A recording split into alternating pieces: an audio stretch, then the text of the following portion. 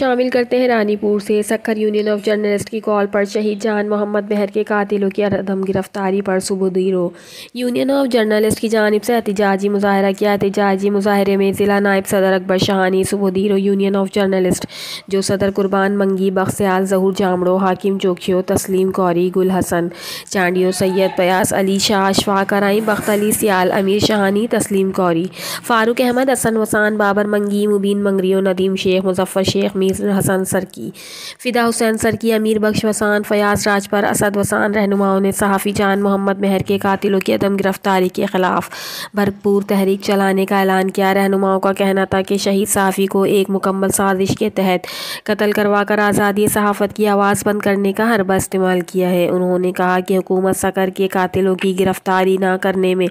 ناکام ہو چکی ہے، حکومت کے مصنوعی اقدامات کی پرزور مذمت کرتے ہیں۔ انہوں نے مطالبہ کیا کہ جان محمد کے قاتلوں کی گرفتاری کی جائے، ان کے خون سے فی الفور انصاف اور شہید کے گھر والوں کو تحفظ فراہم کیا جائے۔ رپورٹر شمائلہ منگی، رانی پور، CCN نیوز۔